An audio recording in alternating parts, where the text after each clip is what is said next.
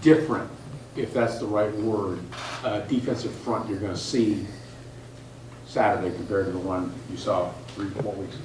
Yeah, I mean, we're assuming all those guys are going to be healthy. We'd rather go into this thing assuming everybody's going to make it. They've obviously been dealing with the injury bug.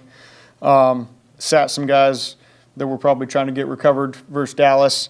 But we're assuming that their best are going to be available at all times. And, it is a very tough front to play against. They're tough, they're physical, they're big, they're strong. They've done a great job really against everybody they've played in terms of stopping the run.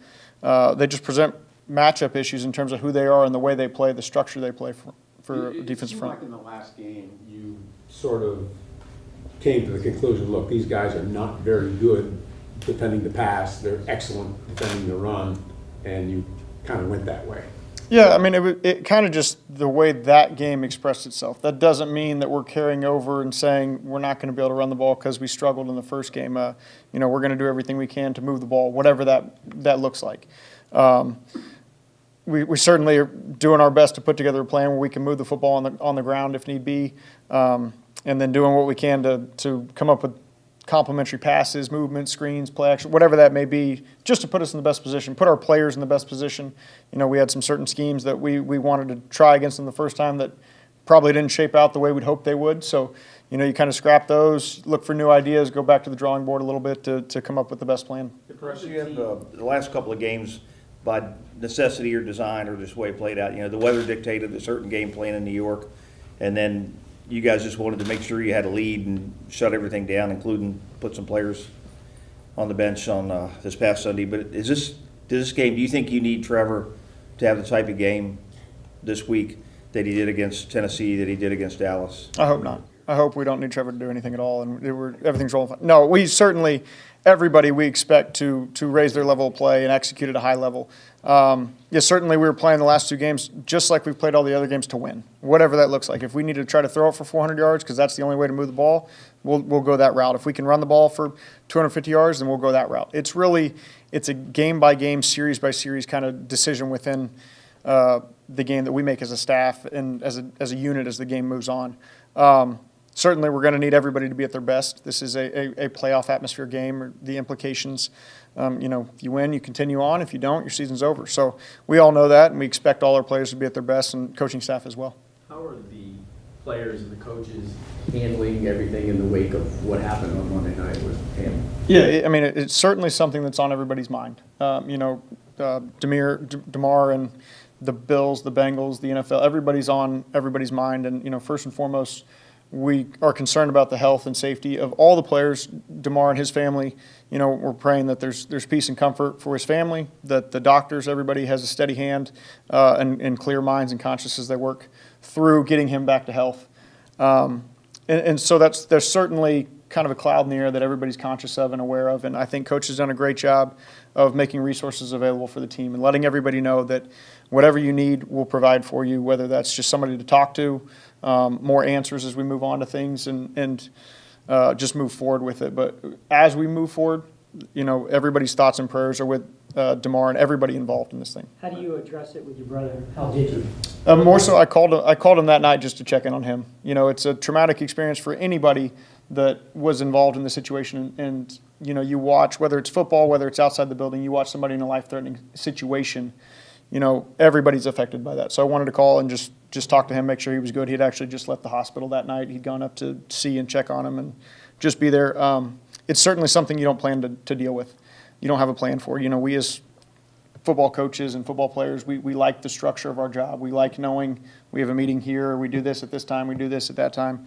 But there's no playbook, there's no manual for somebody being in a life-threatening situation. So, I have a lot of respect for my brother, the way he handled things, the way the NFL's handled things. Obviously, that wasn't the right time to continue a game. That there's a human element to this thing that I thought everybody used some common sense and handled that thing the right way so far.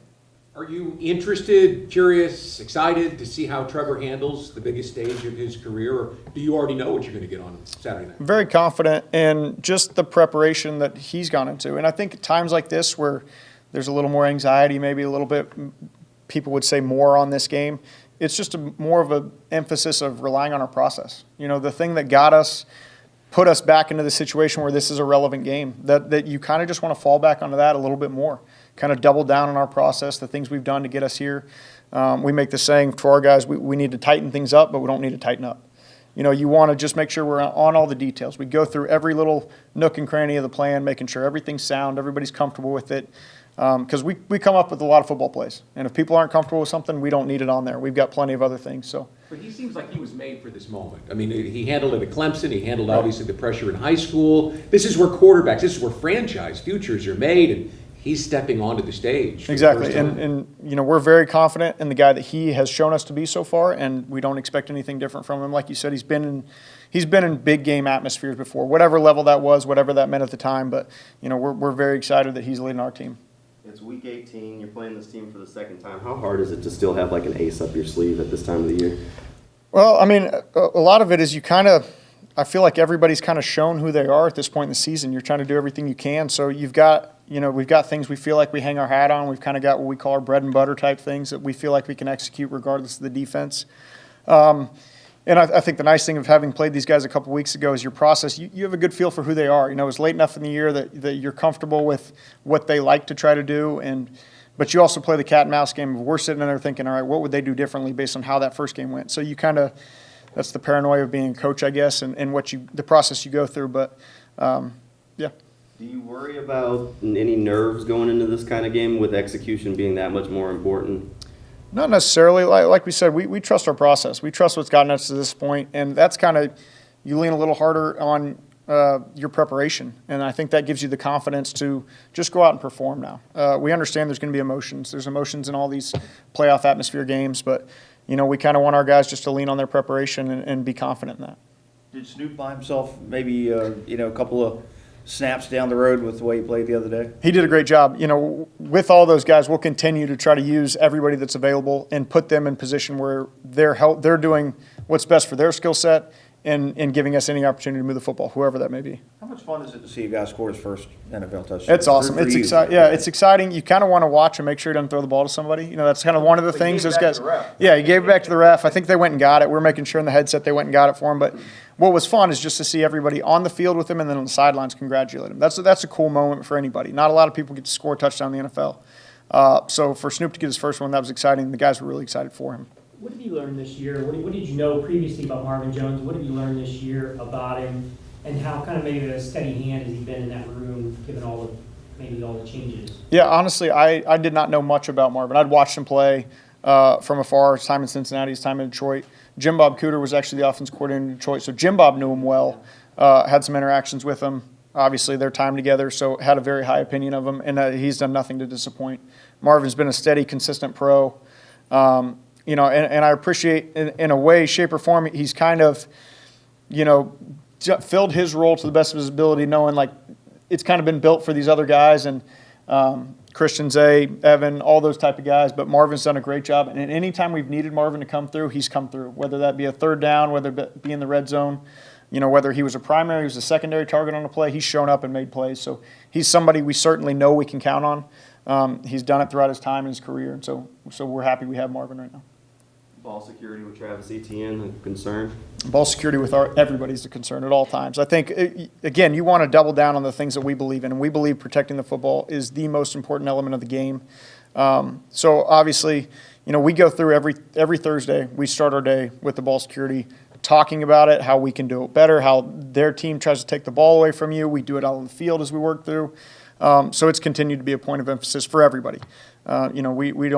We don't want to allow anybody to slip in any way, shape, or form. Whether they've put the ball on the ground or not, we're going to coach the fundamentals and techniques of what we believe gives us the best opportunity to hold on the football. In a game like this against a team that's sort of beat up and all that other stuff, lost 6 in a row, is the most important thing to get out quick, get a lead quick, start fast as possible. I think it's definitely very important, especially, a team that's trying to get a new quarterback kind of into the game, settled into the flow of the game. We'd love to say we start fast every single game. And that's always the goal. We always Coach does a great job putting together opening scripts and adjusting as we need to make sure we're putting the ball in the hands of the right guys and attacking the defense however we see fit going into that game.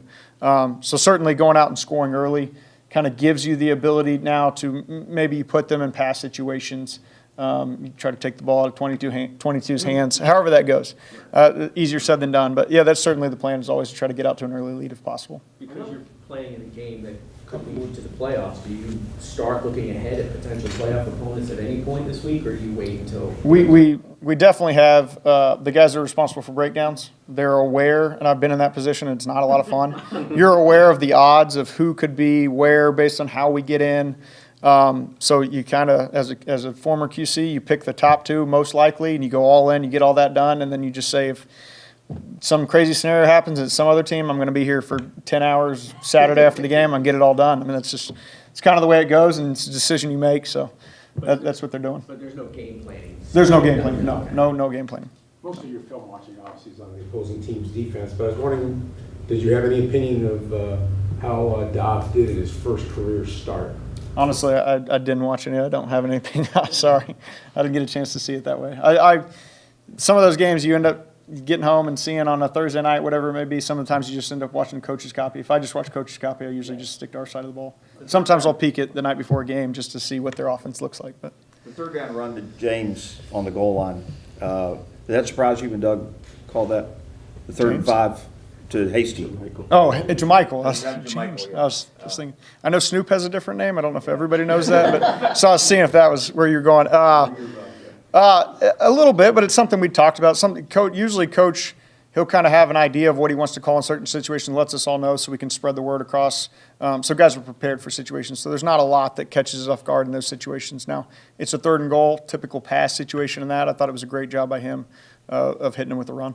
As one of the offensive coaches, do you think at all about, like, I guess the numbers that some of your guys are doing this year? I mean, Christian Kirk, first 1,000-yard season in his Right. career. Evan Ingram set the franchise record for tight end yards in a season. I mean, for you as one of the coaches with those guys, is it kind of cool to be able to see the success that they're having in the system? Yeah, it's cool to see guys that are fully bought into the process and to kind of reap the benefits of that. You know, that's certainly a vision we had for those guys when we brought them here, but without putting numbers on it. We just felt like these were guys that could help us move the football. And so whatever that looked like, those guys have been fully bought into that. So for them to get that individual success and accomplishments and achievements, that's great. And that's great. But at the end of the day, and I think all those guys would tell you, the most important thing is that we win the football game. And they've done that's what's been fun, to see them accomplish these numbers and also get us going as an offense and as a team to lead us to more wins, to put us in a position where we are. Now, it'll be something that's more fun to reflect on after the year, to look back and see the numbers that guys accomplish and things like that. We're certainly proud and happy for those guys. But, you know, them and everybody involved, we just want to win. So. Have you texted Trent yet? You got to re-sign Evan at this point? I've let Trent know a couple things, some opinions on some guys that may be available. So I say it in passing and keep it moving because that's ultimately his realm, and he'll do a great job with it. So, yeah. Thanks, guys. What is Those 3 big boys up front have a real special role when it comes to playing the Titans. It's big boy football, right? Oh, definitely. In this division, you know, you got the Colts that run the ball well, you got the Texans that run the ball well, and Tennessee runs the ball well. So, you know, got some big guys up front, and they know in our division you're going to have to stand up front. How tough is it to go against a quarterback that's only been with the team for maybe 2 weeks now? Played 1 game, he's only thrown 56 passes in his career. I mean, how tough is that to go against Dobbs? It's really, you go back, and as coaches, you always want to turn over every stone. And we went back, watched preseason, we played them in the preseason, and just go back and you talk to, you know, as many people as you can, and you just study the film. You go back with our scouting department. He was here for a while, so we have a good feel of what the type of person he is. You know right off the bat, real smart kid, handles their system well, athletic, can make the throws. So it's a challenge for us. Do you go back to college at all with him, or do you just stick to what you could possibly find? Well, my wife went to the University of Tennessee, so I try to stay away from that. Yeah.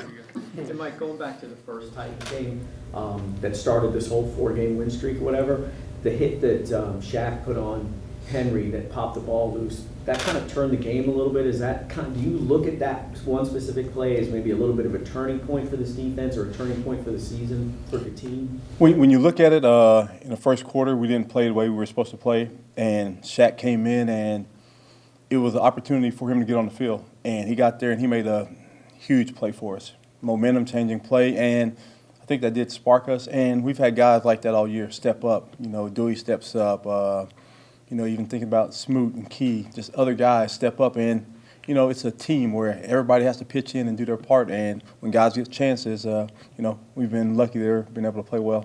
Is that usually kind of the way it goes sometimes too, when a guy that doesn't really get a chance to play much makes a big play, that it sort of energizes everybody?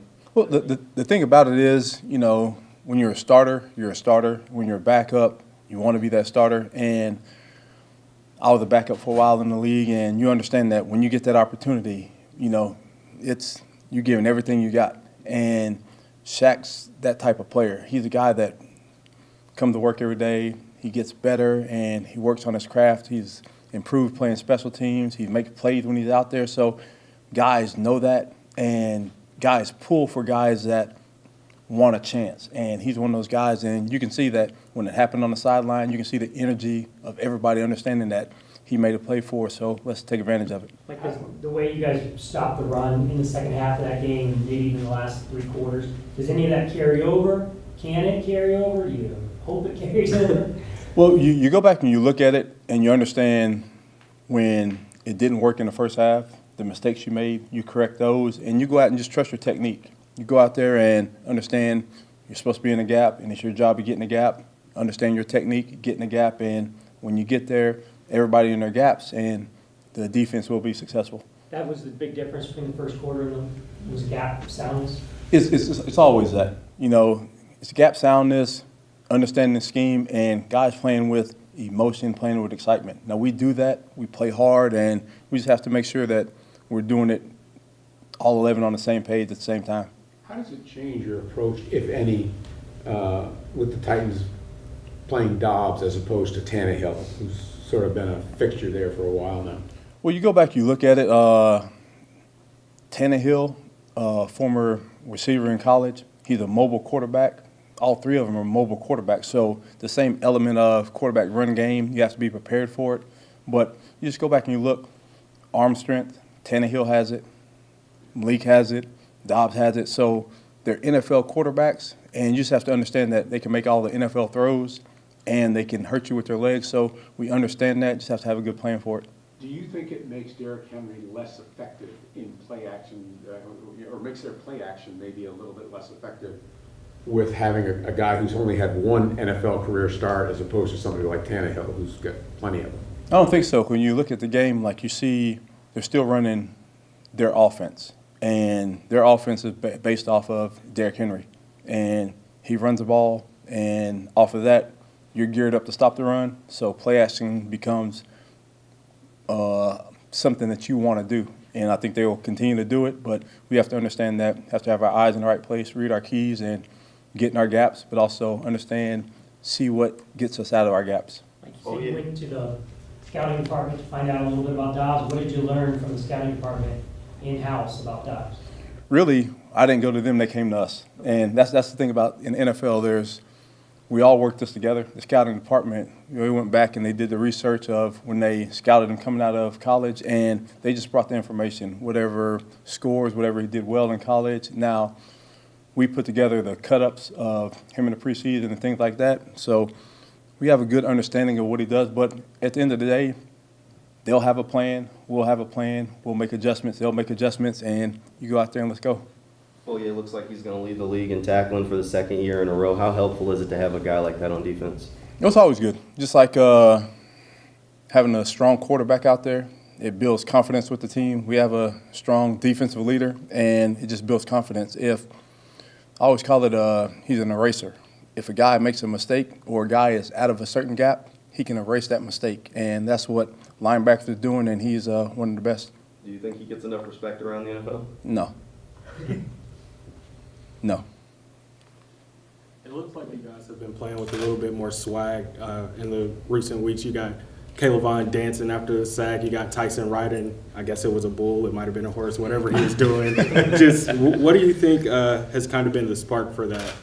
I think guys are just enjoying being around each other, and they're growing closer together, and they're playing for one another. And when you play for your brother next to you, the excitement just picks up. And this day and age, everybody wants to celebrate. I don't know if Tyson was riding a bike or a horse or something. He might have been dancing, but we want to see him dancing more. Need to give him some dance lessons. Trayvon Walker, you playing him more with the hand in the dirt. Do you see some growth from him there? Is that a comfort thing, or do you just see that that's where he's at his best right now? I think when you look at it, at the outside linebacker, you have the ability to stand up in a 2-point or go down to a 3-point. Wherever he's comfortable getting off the ball, that's what he's doing. You're seeing just his overall growth as a player. He's continued to improve. It was good to get him back last week, and, we're looking for good things out of him this week.